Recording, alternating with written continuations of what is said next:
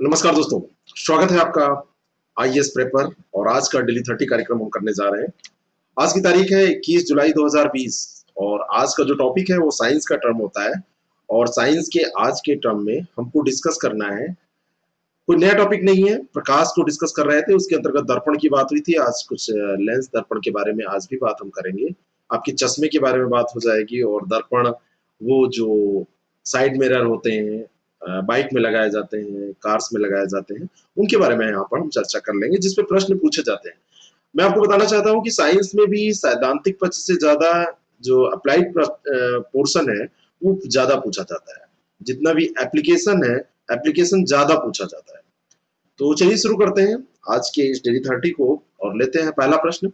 पहला प्रश्न देखिए कितना बड़ा प्रश्न है। दो स्टेटमेंट दिए हैं कि समतल दर्पण से बना वस्तु का प्रतिबिंब दर्पण के पीछे उतनी ही दूरी पर बनता है जितनी दूरी पर वस्तु दर्पण के सामने रखी होती है। ये पहला स्टेटमेंट है।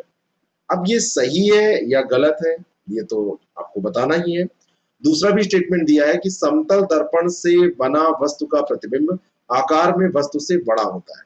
पहले स्टेटमेंट पर हम पहले चलते हैं। समतल दर्पण से जो बना वस्तु का प्रतिबिंब है दर्पण के पीछे उतनी ही दूरी पर बनता है जितनी दूरी पर वस्तु दर्पण के सामने रखी होती है। ये सही स्टेटमेंट है। और दूसरा है कि समतल दर्पण से बना वस्तु का प्रतिबिंब आकार में वस्तु से बड़ा होता है। मैं आपको यहाँ पे बताना चाहता हूँ कि समतल दर्पण में जब आप अपने को खुद को देखते हैं तो आप खुद को देखते हैं तो आपको क्या लगता है? आप हाथी की तरह नजर आते हैं, विशालकाय नजर आते हैं। छोटा बच्चा देखेगा तो क्या वो खूब बड़ा नजर आएगा और आप देखेंगे तो बहुत बड़े नजर आएंगे? ऐसा तो होता नहीं है। तो इस कारण से आपको ऐसे ही जान जाना चाहिए समतल दर्पण वही दर्पण है। तो दूसरा तो ये गलत है क्योंकि ये क्या होता है, बराबर होता है और आभासी होता है। और यहाँ पर दिया है बड़ा होता है, तो बड़ा नहीं होता है, आभासी होता है और बराबर होता है। तो केवल ए सही हो जाएगा, ए ऑप्शन इसका बिल्कुल करेक्ट हो जाएगा। नेक्स्ट क्वेश्चन है कि समतल दर्पण से व्यक्ति को अपना पूरा प्रतिबिंब देखने के लिए दर्पण की लंबाई कितनी होनी चाहिए? बहुत बार ये प्रश्न पूछा गया है और आप इसको देख भी सकते हैं, अपने घर में इसको ट्राई कर सकते हैं। तो ये जो ट्रायल है उसको आप करके देखिएगा, लेकिन उसके पहले आप ये जान लीजिए कि व्यक्ति की लंबाई के कम से कम आधी होना चाहिए दर्पण की लंबाई, तब आप पूरा प्रतिबिंब अपना देख पाएंगे। तो बी ऑप्शन इसका करेक्ट हो जाएगा। नेक्स्ट क्वेश्चन, यदि किसी कोण पर झुके हुए दो समतल दर्पणों के बीच कोई वस्तु रख दें तो हमें उस वस्तु के कितने प्रतिबिंब दिखलाई पड़ते हैं? कितने प्रतिबिंब दिखाई पड़ेंगे? मानी क्या बात हो रही है कि एक इधर है एक इधर है, दो समतल दर्पण है और दोनों के बीच में एक वस्तु रख दीजिए। अब आपस में इसके एक दूसरे के प्रतिबिंब बनते जाएंगे बनते जाएंगे बनते जाएंगे ऐसे, तो कितने बनेंगे ये आपसे पूछा जा रहा है। तो ये जो बनेंगे वो बहुत सारे बनेंगे, कई प्रतिबिंब बनेंगे। ऐसा नहीं है एक बनेगा, दो बनेगा, चार बनेगा, कई सारे बहुत प्रतिबिंब इसमें बन जाएंगे। और यदि किसी कोण पर झुके हुए दो समतल दर्पण के बीच में कोई वस्तु हम रखते हैं तो प्रतिबिंब जो दिखलाई पड़ेंगे वो दोनों दर्पणों की बने जो बीच में जो कोण बन रहा है उन कोणों पर ही निर्भर करेंगे, कितने ज्यादा होंगे या कम होंगे उन्हीं कोण पर, कैसे वो कोण बन रहा है। लेकिन ये कई बनेंगे, ये ध्यान रखिएगा, ये प्रश्न आपसे पूछा जाता है।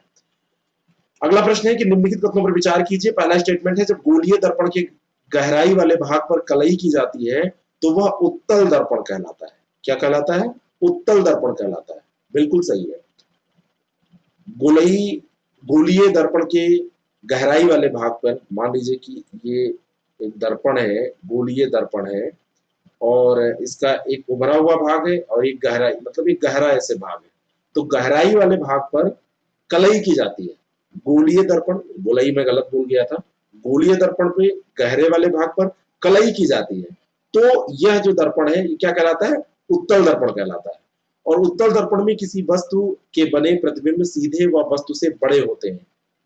यहाँ पे आपको बताना चाहता हूं कि जो उत्तल दर्पण होता है, उत्तल दर्पण में किसी वस्तु का जो प्रतिबिंब होता है वो सदैव, आप एक चीज जान लीजिए कि ये जो होता है वो वस्तु से छोटा होता है। आभासी तो होगा ही, है ना, सीधा होगा लेकिन बड़ा नहीं होगा, ये छोटा होता है। तो पहला तो सही है, दूसरा गलत हो जाएगा। ए ऑप्शन इसका बिल्कुल करेक्ट हो जाएगा। मोटर कारों में चालक के बगल में जो दर्पण लगाया जाता है, जो साइड मिरर होता है, साइड मिरर कौन सा दर्पण होता है? प्लेन होता है, कॉन्वेक्स होता है यानी उत्तल होता है, या कॉनकेव यानी अवतल होता है, कौन सा होता है? बहुत बार ये प्रश्न पूछा गया है। छोटी से छोटी कोई परीक्षा आप स्टार्ट करेंगे 4th क्लास की और आप यूपीएससी तक जाएंगे, ये प्रश्न आपको मिल जाएगा। तो ये उत्तल दर्पण होता है जिसको अंग्रेजी में कॉन्वेक्स मिरर कहते हैं। ठीक है, तो उत्तल दर्पण का उपयोग सामान्य ट्रक चालकों या मोटर कारों के चालक के बगल में जो दर्पण है उसमें किया जाता है। तो बी ऑप्शन इसका करेक्ट है। निम्नलिखित तथ्यों पर विचार कीजिए। पहला स्टेटमेंट है कि जब उभरे हुए भाग पर कलई की जाती है, अभी तो गहरे हुए भाग में मैंने कलई कराई थी आपसे, जो गहरा वाला भाग है। अब उभरा हुआ जो भाग है इस पर कलई की जाती है, तो ये दर्पण जो होता है वो क्या कहलाता है? अवतल दर्पण कहलाता है। सही स्टेटमेंट है, वो उत्तल था तो ये अवतल हो जाएगा। और अवतल दर्पण का उपयोग आंख, कान व नाक के डॉक्टरों के द्वारा किया जाता है। इसको तो भूलिएगा ही नहीं, क्योंकि ये एप्लीकेशन है और एप्लीकेशन से आपसे प्रश्न, जो क्वेश्चंस हैं वो ऐसे पूछे जाते हैं, निश्चित तौर पर पूछे जाते हैं। आंख का डॉक्टर हो, कान का हो, नाक का हो, अवतल दर्पण का प्रयोग ये करता है। तो यहाँ पर जो ऑप्शन ए और बी, सॉरी, जो स्टेटमेंट पहला और दूसरा है वो दोनों सही है, तो ऑप्शन सी इसमें सही हो जाएगा। पहला और दूसरा दोनों सही है। वह लेंस जो दोनों ओर उभरा रहता है, आप बताइए, अभी एक तरफ उभरा आपने देखा, एक तरफ धंसा हुआ देखा, अब दोनों तरफ जो उभरा है उसको क्या कहते हैं? और वो लेंस कहलाता है उत्तल लेंस। कॉन्वेक्स लेंस है जो दोनों ओर क्या होता है? उभरा रहता है। दो गोलाकार सतह इसमें क्या होते हैं, या एक गोलाकार या दूसरी समतल सतह इसमें लगाकर बनाया जाता है, पारदर्शक होता है, और अपवर्तक माध्यम ये होता है, और इसी को हम लेंस कहते हैं। यानी कि इसमें दोनों ओर से उभार होता है और शीशे का बना होता है, ये भी जान लीजिएगा।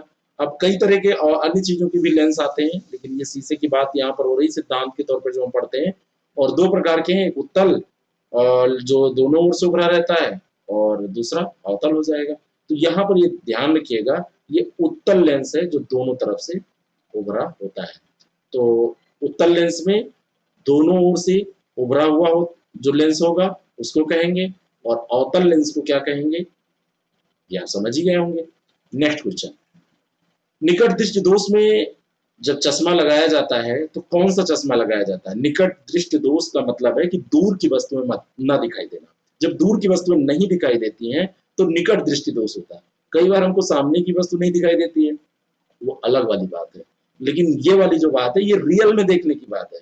रियलिटी में जो आप देखते हैं, तो निकट दृष्टि दोष में दूर की वस्तु नहीं दिखाई देती है। अगर ऐसा आपके साथ है या किसी के साथ है तो उसको जो चश्मा लगाया जाएगा वो अवतल लेंस का, कॉनकेव लेंस का चश्मा लगा दिया जाएगा। बी ऑप्शन इसका करेक्ट है। निम्नलिखित कथनों पर विचार करें। भिन्न भिन्न रंग भिन्न भिन्न कोणों से विक्षेपित होते हैं, बिल्कुल सही है। जैसे जैसे अलग अलग रंग होंगे उतने उसके कोण होंगे विक्षेपण के। किसी पदार्थ का अपवर्तनांक भिन्न भिन्न रंगों के पदार्थ के लिए एक समान होता है। अगर वो अलग अलग कोणों से विक्षेपित हो रहे हैं तो उनका अपवर्तनांक मेरे भाई क्यों समान होगा? वो अलग अलग से ही होगा। अपवर्तनांक भी भिन्न भिन्न रंगों के प्रकाश के लिए अलग अलग ही होगा। तो दूसरा गलत हो जाएगा, पहला सही हो जाएगा। ए ऑप्शन इसका करेक्ट। निम्नलिखित कथनों पर विचार करें। पहला स्टेटमेंट है कि कांच में बैंगनी रंग के प्रकाश का वेग सबसे अधिक होता है। क्या ये सही दिया है? और बैंगनी रंग के प्रकाश की तरंगदैर्घ्य सबसे अधिक होती है। कांच में बैंगनी रंग का जो प्रकाश होता है उसका वेग सबसे कम होता है, ये अधिक नहीं होता है। और लाल रंग का जो वेग है वो सबसे ज्यादा होता है, विबग्योर के बारे में मैंने बताया था। और बैंगनी रंग के प्रकाश की तरंगदैर्घ्य भी सबसे कम होती है, ये भी ध्यान रखिएगा। तरंगदैर्घ्य भी सबसे कम होती है और लाल रंग के प्रकाश की तरंगदैर्घ्य सबसे ज्यादा होती है, तो ये भी कम होती है। दोनों के दोनों स्टेटमेंट गलत है, तो डी ऑप्शन इसका करेक्ट आंसर हो जाएगा। प्रकाश द्वारा अवरोध के किनारों पर मुड़ने की घटना को क्या कहते हैं? जहां पर भी अवरोध पड़ा प्रकाश वहां पर मुड़ गया, और ये कहलाती है घटना जो होती है वह डिफ्रैक्शन ऑफ लाइट कहलाती है। प्रकाश का विवर्तन कहते हैं इसको। सी ऑप्शन इसका बिल्कुल करेक्ट हो जाएगा। आज सुबह की क्लास में जो मॉर्निंग जीके की या डेली जीके की क्लास होती है उसमें एक लोगों ने कमेंट किया था कि मेरा जो साउंड का एनर्जी लेवल था वो कम था। सुबह मैं सो के उठा तो उस क्लास को रिकॉर्ड कर दिया था, और इसलिए एनर्जी लेवल कम रहा होगा। और एक चीज और बताऊं, हमेशा एनर्जी बराबर नहीं रहता है ना। एनर्जी का जो लेवल होता है वो हमेशा बराबर नहीं होता, कभी कभी कम ज्यादा हो जाती है। कहीं खर्च हो गई तो हो सकता है आवाज कहीं धीमी आ जाए, ठीक है, लेकिन एनर्जी जरूरी है। एनर्जी नहीं होगी तो कोई काम नहीं हो पाएगा। अपनी एनर्जी लेवल को मेंटेन रखिए, स्वस्थ रहिए, खाने पीने पे सही से ध्यान दीजिए, एक्सरसाइज थोड़ी बहुत करते रहिए, जिससे कि आप स्वस्थ रहें, एनर्जी लेवल आपका मेंटेन रहे। चलिए अगले प्रश्न पे चलते हैं। प्रकाश का सभी दिशाओं में होने वाला प्रसारण क्या कहलाता है? तो प्रकाश का सभी दिशाओं में होने वाला जो प्रसारण है वो प्रकाश का प्रकीर्णन कहलाता है। देखिए वो बात याद आई तो मेरी एनर्जी बढ़ गई। एनर्जी एनर्जी शरीर में तो होती है लेकिन मन से भी होती है। तो जैसे मैं तेज बोलने लगा, मेरा मन अब किया कि मैं दिखाऊं कि मैं एनर्जेटिक इंसान हूं। ठीक है, नेक्स्ट क्वेश्चन। तो प्रकाश का प्रकीर्णन होता है स्कैटरिंग ऑफ लाइट, जो सभी दिशाओं में प्रकाश फैलता है, प्रसारित होता है। और इस पर आधारित एक घटना है, दो घटनाएं, उस पर भी प्रश्न पूछा जाता है। पृथ्वी से आकाश सफेद दिखाई देता है, अभी वो प्रश्न आ जाएगा, परेशान मत होइए। और चंद्रमा से आकाश नीला दिखाई देता है। पहले तो आप डिसाइड करिए, क्या पृथ्वी से आकाश सफेद दिखाई देता है? बादल वाला आकाश नहीं है वैसे, तो ये तो नीला दिखाई देता है। तो पहला तो गलत हो गया। और चंद्रमा से आकाश लिख रहा है कि नीला दिखाई देता है। मैं आपको बताना चाहता हूं कि चंद्रमा से आकाश नीला नहीं, चंद्रमा से आकाश ब्लैक, काला दिखाई देता है। क्यों? इसलिए क्योंकि यहाँ पर वायुमंडल नहीं है, और वायुमंडल ना होने के कारण यहाँ पर ब्लैक ये दिखाई देगा। तो दोनों के दोनों स्टेटमेंट गलत है, डी ऑप्शन इसका बिल्कुल करेक्ट हो जाएगा। सूर्योदय एवं सूर्यास्त के समय, इसी का मैं बता रहा था उदाहरण स्कैटरिंग ऑफ लाइट का। तो सूर्योदय एवं सूर्यास्त के समय सूर्य के लाल दिखाई पड़ने का कारण क्या है? तो यह है प्रकाश का प्रकीर्णन, यानी कि scattering of light. B option इसका बिल्कुल करेक्ट है। निम्नलिखित कथनों पर विचार कीजिए। प्रकाश की प्रकृति तरंग प्रकृति है, यानी कि जो प्रकाश है वो तरंग प्रकृति का होता है। बिल्कुल सही स्टेटमेंट है। और प्रकाश तरंगें एक प्रकार की विद्युत चुंबकीय तरंगें होती हैं। इसमें क्या गलत है? आपसे अलग से पूछा जाएगा प्रकाश तरंगें हैं विद्युत चुंबकीय, एक्सरे, जैसे से पूछ लिया जाएगा। ऑप्शन देखें तो ये दोनों के दोनों स्टेटमेंट सही है, ये ध्यान रखिएगा। पहला स्टेटमेंट है अगले प्रश्न का कि प्राथमिक इंद्रधनुष में लाल रंग बाहर की ओर और बैगनी रंग अंदर की ओर, लाल रंग बाहर की ओर और बैगनी रंग अंदर की ओर होता है। क्या पहला स्टेटमेंट सही है? जो प्राथमिक इंद्रधनुष होता है, इंद्रधनुष आपने देखा होगा, तो लाल रंग बाहर की ओर, यहाँ पे ये रेड बाहर की ओर होता है और बैगनी रंग अंदर की ओर होता है। बिल्कुल सही है, बाहर की ओर ये हो गया, ये वाला, और अंदर की ओर। तो ये पहला स्टेटमेंट सही है। और द्वितीयक इंद्रधनुष प्राथमिक इंद्रधनुष की अपेक्षा अधिक साफ दिखलाई पड़ता है। मैं आपको बताना चाहता हूं कि द्वितीयक जो इंद्रधनुष होता है उसमें बैगनी रंग बाहर हो जाता है और लाल रंग अंदर हो जाता है, इसका विपरीत हो जाता है। और द्वितीयक इंद्रधनुष प्राथमिक इंद्रधनुष की अपेक्षा धुंधला दिखाई पड़ता है, साफ नहीं दिखाई पड़ता है। तो दूसरा स्टेटमेंट गलत है, ए ऑप्शन इसका बिल्कुल करेक्ट हो जाएगा। तीन प्राथमिक रंगों में शामिल रंग कौन सा है? यानी कि लाल हरा पीला, लाल हरा नीला, लाल हरा सफेद, कौन सा है? तो लाल हरा नीला, जो लाल हरा और नीला रंग है इसको प्राथमिक या मूल रंग कहा जाता है। ठीक है, लाल हरा और नीला। तो बी ऑप्शन इसका बिल्कुल करेक्ट है, लाल हरा और नीला, बी। ठीक है, ध्यान रखिएगा। Next question. पहला स्टेटमेंट है कि तीन प्राथमिक रंगों को मिलाकर द्वितीयक रंग प्राप्त किया जा सकता है। और दूसरा है जब दो रंग परस्पर मिलते हैं तो सफेद प्रकाश उत्पन्न करते हैं, उन्हें पूरक रंग कहते हैं। तीन प्राथमिक रंगों को मिलाकर द्वितीयक रंग प्राप्त किया जाता है, ये दिया हुआ है। जो सेकेंडरी कलर्स होते हैं, सेकेंडरी कलर्स में ये आप ध्यान रखिएगा कि तीन नहीं, दो आप प्राथमिक रंग प्राइमरी कलर्स मिलाएंगे तो सेकेंडरी कलर्स आपको मिल जाएंगे। और सेकेंडरी कलर्स होते हैं पीला, मैजेंटा, पिकॉक नीला, ये सब होते हैं। और ये दो का उपयोग होता है, ना कि तीन आपको मिलाना पड़ता है। तो पहला गलत हो गया। और जब दो रंग परस्पर मिलने से आपसे पूछा जाए क्या उत्पन्न होता है, तो वो जो होता है वो पूरक रंग होता है। जब दो रंग परस्पर मिलाए जाते हैं तो सफेद प्रकाश उत्पन्न होता है, उन्हें ही पूरक रंग कहते हैं। तो ये बिल्कुल सही है, ठीक है ना। और कॉम्प्लीमेंट्री कलर्स इनको कहते हैं। तो बी ऑप्शन इसका करेक्ट हो जाएगा, केवल दो सही है। नेक्स्ट, निम्नलिखित कथनों पर विचार करें। यदि पीले व नीले रंग के पेंट को मिलाया जाए तो वे रंग चित्र के अनुसार सफेद रंग प्राप्त कर लेंगे। यदि नीले व पीले रंग को पेंट को मिलाया जाएगा तो सफेद रंग वो नहीं बनेंगे, वो हरे रंग बन जाएंगे। क्या बनेंगे? हरे रंग। ध्यान दीजिएगा, नीला पीला मिलाने पे हरा बन जाता है। पहला गलत हो गया, ठीक है ना।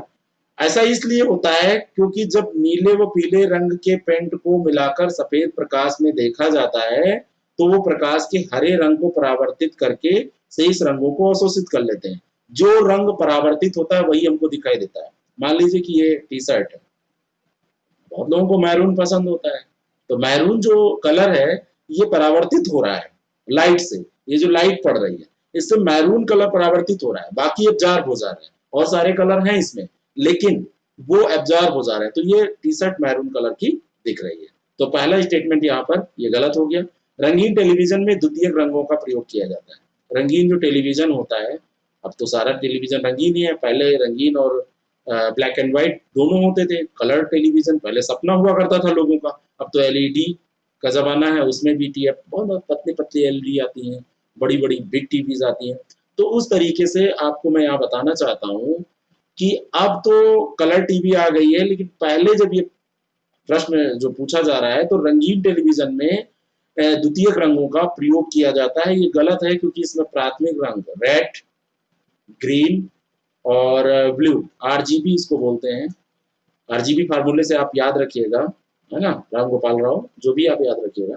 तो ये जो है प्रयोग किए जाते हैं। तो दोनों के दोनों स्टेटमेंट यहाँ पर गलत हो गए, डी ऑप्शन इसका करेक्ट हो जाएगा। अंतिम प्रश्न आज के टॉपिक का, फिर करंट अफेयर हम देखेंगे। उससे पहले हम बताना चाहते हैं, यदि आप बीओ का एग्जाम, आरओ आरओ का एग्जाम या फिर यूपीपीसीएस का एग्जाम दे रहे हैं 2020 का, टेस्ट सीरीज और क्रैश कोर्स के लिए हमारे नंबर 6307281212 पर आप कांटेक्ट कर सकते हैं और इस नंबर पर आप व्हाट्सएप करके जानकारी ले सकते हैं। बहुत ज़रूरी होगा तो कॉल कीजिएगा, नहीं तो आप व्हाट्सएप पे जानकारी ले लीजिए, कोई ज़रूरत पड़ेगी तो कॉल भी कर सकते हैं। प्रकाश तरंगों के रूप में चलता है, पहला स्टेटमेंट। और दूसरा है कि साबुन के रंगहीन बुलबुले भी सूर्य के प्रकाश में रंगीन दिखाई देते हैं। तो दिखाई नहीं, दिखाई देते हैं। अब जो प्रकाश है वो तरंगों के रूप में चलता है, लाइट मूव्स एज वेव्स, तो बिल्कुल सही है। और साबुन के रंगीन बुलबुले भी सूर्य के प्रकाश में रंगीन दिखाई देते हैं, ये भी सही है। और ये जो आपको मैं बताना चाहता हूँ कि ये बुलबुले कैसे दिखाई पड़ते हैं, ऐसा क्यों होता है? ऐसा इसलिए होता है क्योंकि प्रकाश का व्यतिकरण होता है, प्रकाश के व्यतिकरण के कारण ऐसा होता है। तो दोनों के दोनों स्टेटमेंट यहाँ पर सही है और सही उत्तर क्या हो जाएगा? सी, 1 और 2 दोनों सही। अब चलिए करंट अफेयर के हम 10 प्रश्नों को देख लेते हैं। पहला है कि हाल ही में central institute of plastic engineering and technology CIPET का नाम बदलकर क्या रखा गया है? ये क्वेश्चन कल ही सेट किया गया था, लेकिन कल जगह नहीं थी, फुल हो गया था स्लॉट इंपॉर्टेंट क्वेश्चनों से, तो ये नहीं रखा गया था। आज इसको हम देख लेते हैं। तो central institute of petrochemical engineering and technology इसका नाम रखा गया। Central institute of petrochemicals engineering and technology इसका नाम रखा गया है। ए ऑप्शन इसका बिल्कुल करेक्ट है। नेक्स्ट क्वेश्चन, और ये central institute of plastic engineering and technology जो है, ये अभी जो इसका नाम परिवर्तित किया गया है तो तमिलनाडु सोसाइटी पंजीकरण अधिनियम 1975 के तहत किया गया है। इसकी स्थापना 1968 में की गई थी। सीपेट की जो सीपेट है, सीपेट की स्थापना 1968 में की गई थी और चेन्नई में इसका संयुक्त राष्ट्र विकास कार्यक्रम की सहायता से इसको स्थापित किया गया था। चेन्नई में इसकी स्थापना की गई थी, बस यही ध्यान रखिएगा इसमें।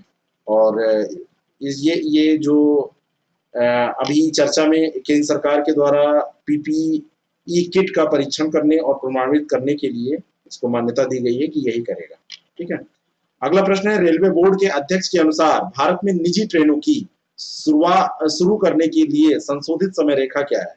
तो निजी ट्रेनों को शुरू करने के लिए जो संशोधित समय रेखा रखी गई है वो पहले 2023 हुआ करती थी, लेकिन अब इसको चेंज किया गया है क्योंकि इस समय की स्थितियां आप देख ही रहे हैं, और ये मार्च 2024 कर दिया गया है।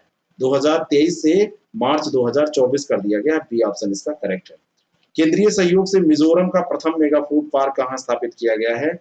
मिजोरम के ही सारे स्थान दिए हैं, कोलासिब, आइजोल, लुंगसेई, मामित, तो यहाँ पे कोलासिब में किया गया है। 20 जुलाई 2020 को मिजोरम में केंद्रीय खाद्य प्रसंस्करण मंत्रालय के द्वारा इसका उद्घाटन किया गया है। 75 करोड़ रुपए लागत से ये बना है, 55 एकड़ क्षेत्र में यह स्थापित है। आपसे ये प्रश्न के तौर पर पूछा जा सकता है, सबसे इंपॉर्टेंट ये बात है। ठीक, अगला प्रश्न है, उपभोक्ता संरक्षण अधिनियम 2019 के तहत ई कॉमर्स संस्थाओं को कितने समय अंतराल में उपभोक्ता शिकायत स्वीकार करना अनिवार्य है? कितना समय अंतराल होना चाहिए? और ये उसके अंतर्गत यानी कि ये जो संस्थाएं हैं उसके भीतर शिकायतों को सुनेंगी, तो ये 48 घंटे, बी ऑप्शन इसका बिल्कुल करेक्ट है। 48 घंटे के अंदर ये शिकायत स्वीकार करना अनिवार्य है। नेक्स्ट क्वेश्चन है कि किस महासागर में वैज्ञानिकों द्वारा पहली बार बाथिनोमस रक्ससा प्रजाति के तिलचट्टे की खोज की गई है? सबसे पहले तो ये जान लीजिए कि ये बाथिनोमस रक्ससा क्या है, ये तिलचट्टा है। ये अलग से प्रश्न बन सकता है साइंस एंड टेक्नोलॉजी में, या खोजबीन के बहुत सारे प्रश्न पूछे जाते हैं आपसे। तो ये जो महासागर है वो हिंद महासागर है, और हिंद महासागर इसलिए है क्योंकि ये इंडोनेशिया के करीब खोजा गया है, और ये जो क्षेत्र है वो हिंद महासागर में आता है। और इंडोनेशिया के पश्चिम में जो जावा है, तो जावा इंडोनेशिया का पश्चिमी जो जावा क्षेत्र है, उस जावा के दक्षिणी तट के पास इसको प्राप्त किया गया है। ठीक है, अगला जो प्रश्न है, इसके जो पैर वैर होते हैं तिलचट्टे के, ये भी आपसे कभी कभी पूछ लिए जाते हैं। तो 14 इसके पैर होते हैं, 14 पैर का ये जानवर है। ठीक है, होता ही है।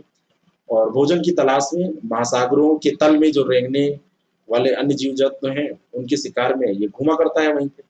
वह भारतीय प्रौद्योगिकी संस्थान जिसके द्वारा मेडिकैब नामक पोर्टेबल अस्पताल विकसित किया गया है, और ये जो किया गया है वो यहाँ पे आईआईटी कानपुर का एक स्टार्टअप है, उसके तहत किया गया है। डी ऑप्शन इसका बिल्कुल करेक्ट है। मेडिकैब इसका नाम दिया गया है, और 2 घंटे के भीतर एक स्थान से दूसरे स्थान पर इससे स्थानांतरित कर सकते हैं मरीज को। और देश में कोविड-19 के इलाज के लिए बहुत ही सहयोगात्मक पहल ये साबित होगा, ऐसा उम्मीद की जा रही है। वैज्ञानिकों द्वारा हाल ही में कोच्चि तट पर किस प्रजाति के जीव को माइक्रोप्रोस्टिक्स की खोज की गई? किस प्रजाति के जीव में माइक्रोप्रोस्टिक्स नामक ये इसकी खोज माइक्रोप्रोस्टिक्स की खोज की गई है। बार बार मैं इसको गलत पढ़ रहा हूँ, फिर से मैं बोल रहा हूँ। वैज्ञानिकों द्वारा हाल ही में कोच्चि तट पर किस प्रजाति के जीव में माइक्रोप्रोस्टिक्स की खोज की गई है? तो चेन्नई स्थित राष्ट्रीय समुद्र प्रौद्योगिकी संस्थान है। कहाँ पर स्थित है? राष्ट्रीय समुद्र प्रौद्योगिकी संस्थान चेन्नई में। उसके वैज्ञानिकों ने स्टरनापल्स स्कूटा, मैग्लोना सिंटा और टेलिना, इन सभी प्रकार के जीव में माइक्रोप्रोस्टिक्स की खोज की है। और ये खोज इंटीग्रिटी और समुद्री क्षेत्र प्रबंधन परियोजना के तहत फ्लोरोसेंट नीले और हरे माइक्रोप्रोस्टिक फाइबर कणों के अनुसंधान के तहत की गई है। डी ऑप्शन इसका करेक्ट है। नेक्स्ट क्वेश्चन, फॉर्म 26 एएस जिसे हाल ही में समाचारों में देखा गया, ये फॉर्म है किस संगठन से संबंधित दस्तावेज है? तो ये केंद्रीय प्रत्यक्ष कर बोर्ड से संबंधित है, और एक वार्षिक विवरण है जिसमें करदाताओं द्वारा करदाताओं की आय पर कटौती किए गए विभिन्न करों की जानकारी शामिल की जाती है। सीबीडीटी के आयकर विभाग ने आयकर रिटर्न जल्दी दाखिल करने में करदाताओं की सहायता करने के लिए ये फॉर्म 26 एएस लॉन्च किया है, इसको जारी किया है। तो इसका सही उत्तर क्या हो जाएगा? केंद्रीय प्रत्यक्ष कर बोर्ड। केंद्रीय प्रत्यक्ष कर बोर्ड, डी ऑप्शन इसका करेक्ट है। नेक्स्ट क्वेश्चन, पढ़ रहे हैं ना आप लोग? बिल्कुल सही से पढ़ते रहिए, एग्जाम्स होंगे तो ठीक है, क्वेश्चन तो आपके तैयार हो जाएंगे, नहीं होंगे तो आगे के लिए काम आएंगे। किस देश ने तीसरी G20 वित्त मंत्रियों और केंद्रीय बैंक गवर्नर्स FMCBG, ये बैठक का नाम है, इस बैठक की अध्यक्षता की? किस देश ने ऐसा किया है? तो ये किया है सऊदी अरेबिया ने। ठीक है ना, सऊदी अरब ने ऐसा किया है। और हमारे यहाँ से निर्मला सीतारमण जी गई थी, क्योंकि हमारी केंद्रीय वित्त मंत्री वही है। भारत की स्वतंत्र प्रभार, मतलब जिनके पास स्वतंत्र चार्ज है, पोर्टफोलियो है, तो ऐसी पहली वित्त मंत्री महिला वित्त मंत्री है। अगला प्रश्न, महिला मतलब ऐसा नहीं, ऐसा पहला वित्त मंत्री कोई हुआ है, महिला वित्त मंत्री। हाल ही में जॉन लुइस का निधन हुआ, वो किस देश के नागरिक अधिकार आंदोलन से जुड़े थे? जॉन लुइस जो थे वो अमेरिका के नागरिक अधिकार आंदोलन से जुड़े थे, 80 साल के अभी थे, और 1986 में अटलांटा से संयुक्त राज्य अमेरिका के प्रतिनिधि सभा में प्रवेश किया था। लंबे समय तक वो सदस्य भी रहे थे, और अमेरिका में इनका निधन हो गया। सी ऑप्शन इनका बिल्कुल करेक्ट है। एक आज निधन हमारे भारत में भी हुआ है। मध्य प्रदेश के राज्यपाल जी नहीं रहे, लालजी टंडन जी, अच्छे व्यक्तित्व के थे, और शुरू से ये भारतीय जनता पार्टी से जुड़े रहे, और अंत में अभी ये मतलब ये विधानसभा में भी रहे, लोकसभा में भी रहे। अभी बीमार चल रहे थे, बीमारी के बावजूद भी इन्होंने मध्य प्रदेश के राज्यपाल का कार्यभार संभाला। और जो मध्य प्रदेश की गवर्नमेंट चेंज हुई थी, इस चेंजिंग में इन्होंने काफी महत्वपूर्ण भूमिका निभाई थी। मैं जो बोल रहा हूँ आप समझ सकते हैं। तो इस तरीके से आज का डेली 30 कार्यक्रम समाप्त हुआ। हाँ, जो टॉपर्स लिस्ट है वो कल मैं भूल गया था चर्चा करना, तो टॉपर्स लिस्ट की चर्चा कर देते हैं, बस वेट करिए। 2 मिनट लगेगा, टॉपर्स की लिस्ट आपको बता देते हैं। ऐसा करिएगा, वो टॉपर्स लिस्ट मैं टेलीग्राम पे डाल दूंगा, वहां पे देख लीजिएगा। और 2 मिनट भी बच जाए आपकी, ज्यादा सही है। टेलीग्राम पे उसको देख लीजिएगा। कई नए लोगों ने भी इसमें टॉप किया है और पुराने लोग तो आई हैं। Thank you.